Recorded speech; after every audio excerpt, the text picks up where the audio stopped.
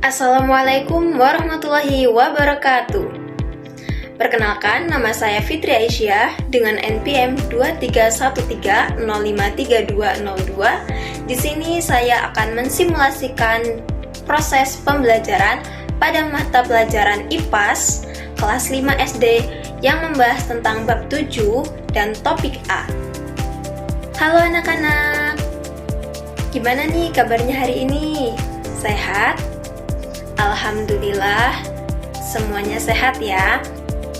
Baik, kali ini Ibu akan membahas materi mengenai IPAS kelas 5 bab 7 tentang daerah kebanggaanku dan topik A, seperti apakah budaya di daerahku. Nah, sebelum masuk ke materi, alangkah baiknya kalian mengamati peta tersebut.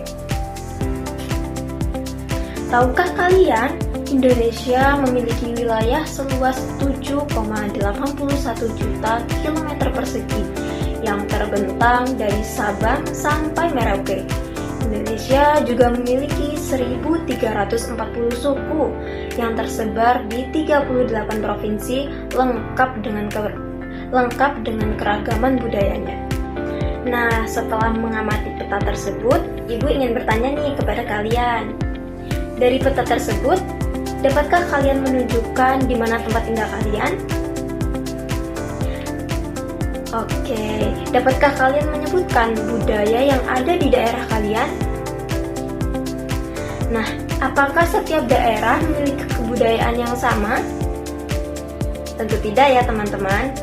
Nah, pernahkah kalian mendengar sejarah budaya di daerah kalian? Nah, apakah kalian bangga dengan budaya daerah kalian?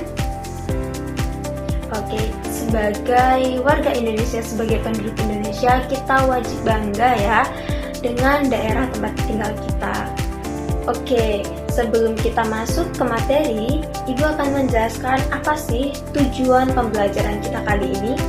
Jadi, tujuan kita kali ini ada 8, teman-teman. Yang pertama, peserta didik mampu memahami sejarah terbentuknya warisan budaya di setiap daerah. Wah, kalian bakal tahu nih bagaimana tuh sejarah terbentuknya warisan budaya yang ada di daerah kalian. Nah, kalian juga akan tahu apa itu warisan budaya. Kemudian yang kedua, kalian juga bisa mampu mengidentifikasi dan menelaah warisan budaya di setiap daerah. Jadi, kalian tidak hanya mengenal warisan budaya di daerah kalian saja, kalian juga bisa mengenal warisan budaya daerah di setiap wilayah di Indonesia. Kemudian yang ketiga, kalian bisa memahami sejarah terciptanya warisan budaya di daerah kalian. Jadi, kalian bisa tahu sejarahnya bagaimana sih kok bisa warisan budaya ini terbentuk di daerahku. Nah, kemudian kalian juga mampu mengidentifikasi warisan budaya daerah yang ada di daerah kalian.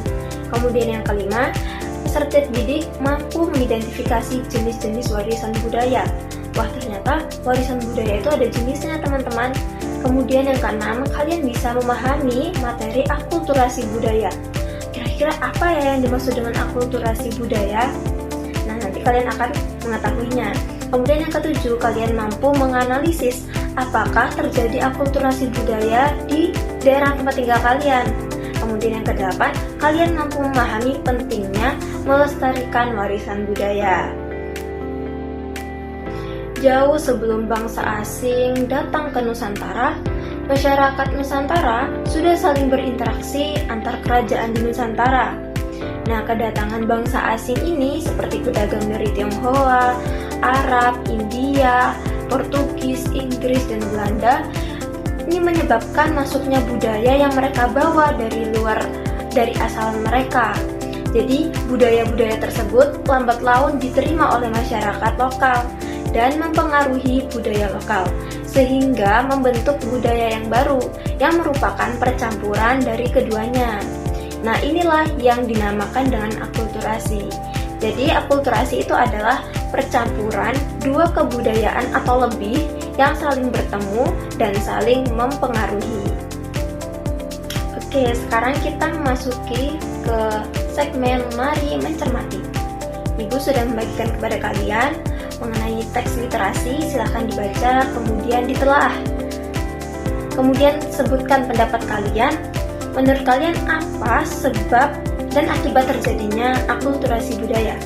Kemudian kalian harus harus menjawab juga pertanyaan, siapakah yang bertanggung jawab untuk melestarikan budaya? Nah, sekarang kita memasuki materi mengenai jenis-jenis warisan budaya. Jadi, jenis-jenis warisan budaya itu ada dua, teman-teman. Yang pertama ada budaya benda, warisan budaya benda, dan yang kedua ada warisan budaya tak benda. Coba teman-teman lihat gambar yang ada di samping. Itu ada gambar apa? Ya, benar, ada gambar rumah adat. Nah, itu rumah adat apa ya kira-kira? Betul, rumah adat Lampung. Ada yang pernah melihat? Iya, kita sering melihat ya karena kita tinggal di Lampung. Kemudian yang bawah itu ada warisan budaya apa ya itu? Gambar apa itu? Oke, itu ada gambar orang menari ya teman-teman. Nah, kedua gambar ini merupakan warisan budaya. Tapi apa ya perbedaannya? Nah, jadi yang pertama itu gambar rumah itu adalah warisan budaya benda. Jadi warisan budaya benda itu adalah warisan budaya yang dapat kita lihat dan kita raba. Contohnya bangunan, kemudian alat musik, pakaian, makanan, senjata, dan alat-alat produksi. Itu kan dapat kita pegang, dapat kita lihat. Nah, itu namanya warisan budaya benda. Kemudian yang bawah apa? Itu menari. Menari itu masuknya ke warisan budaya tak benda. Jadi warisan budaya tak benda itu adalah warisan budaya yang tidak bisa kita raba, tapi bisa kita lihat di sekitar kita dan bisa kita lakukan. Contohnya musik, tarian, kebiasaan, keterampilan, bahasa, dan adat istiadat.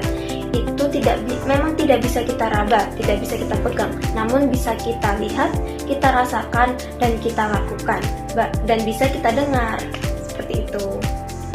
Nah, memasuki materi yang kedua yaitu cara menjaga warisan budaya. Tadi kan kalian sudah membaca teks, sekarang mau tanya, siapa yang bertanggung jawab untuk menjaga kelestarian warisan budaya? Oke, pintar. Jadi kita sendiri yang wajib dan bertanggung jawab untuk menjaga warisan budaya di Indonesia. Nah, kenapa kok kita wajib bertanggung jawab untuk melestarikannya? Benar, agar tidak punah dan agar tidak diambil oleh bangsa asing. Nah, bagaimana sih cara menjaga warisan budaya tersebut? Jadi, di sini Ibu akan jelaskan. Warisan budaya ini kan akan rusak, akan hilang jika tidak dijaga dengan baik. Nah, cara menjaganya yaitu dengan dua cara.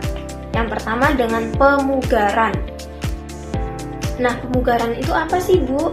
Nah, jadi pemugaran itu usaha yang dilakukan untuk memperbaiki kembali warisan budaya yang sudah rusak. Dan pemugaran ini khusus untuk warisan budaya yang benda, bukan yang tak benda ya. Untuk warisan budaya benda contohnya seperti candi, itu kan ada gambar candi. Nah, jadi itu candi apa teman-teman? Candi Borobudur, betul. Jadi contohnya adalah Candi Borobudur. Dulu sebelum Candi Borobudur itu bagus seperti itu keadaannya rusak. Nah, jadi Candi Borobudur ini dibangun pada abad ke-8 teman-teman. Namun ditemukan oleh Sir Thomas Stamford Raffles pada abad ke-19 dalam keadaan yang rusak. Nah, kemudian beliau melakukan pemugaran untuk mengembalikan kekuatan candi atau keutuhan candi. Kemudian kabar gembiranya, pada tahun 1991 UNESCO menetapkan Candi Borobudur sebagai situs warisan budaya dunia.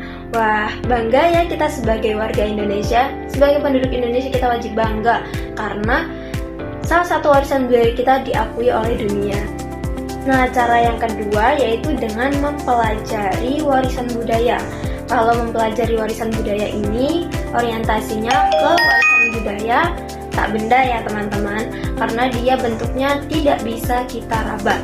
Nah, contohnya adalah dengan mempelajari pencaksilat. Itu ada gambar pencaksilat. Jadi pencaksilat itu salah satu warisan budaya asal Indonesia teman-teman. Nah, kita bisa menjaga warisan tersebut dengan cara mempelajarinya. Nah, seperti selain pencaksilat itu ada mempelajari tarian-tarian daerah, mempelajari alat musik daerah, mempelajari lagu-lagu daerah, kemudian melestarikan bahasa daerah, mempelajari bahasa daerah, dan mempelajari adat-adat budaya di daerah. Nah, itu merupakan upaya kita untuk menjaga warisan budaya di Indonesia atau di daerah kita supaya tidak punah. Oke, Ibu harap kalian sudah paham ya mengenai materi tadi. Sekarang kita memasuki segmen mengerjakan LKPD. Ibu akan membagikan kepada kalian LKPD terkait materi dan harap dikerjakan ya. Jika tidak tahu boleh langsung ditanyakan kepada Ibu. Oke, cukup sekian materi pada hari ini. Ibu harap kita semua bisa mengambil hikmahnya, kita semua bisa mengambil manfaatnya, kemudian bisa kita terapkan di kehidupan sehari-hari. Sebelumnya Ibu mau kasih refleksi dulu. Ibu mau tanya, bangga atau tidak menjadi bagian dari bangsa Indonesia? Bangga ya? Oke, kalau gitu kalian siap untuk melestarikan budaya di Indonesia? Oke, harus siap karena itu tanggung jawab kalian, itu kewajiban kita semua agar tidak punah, agar tidak diambil oleh bangsa lain. Jadi kita harus siap menjaga warisan budaya di Indonesia, terutama di daerah kita ya teman-teman. Baiklah, itu saja materi yang dapat Ibu sampaikan. Jika terdapat kesalahan, Ibu mohon maaf dan kepada Allah saya mohon ampun. Dan kepada kalian, Ibu ucapkan terima kasih.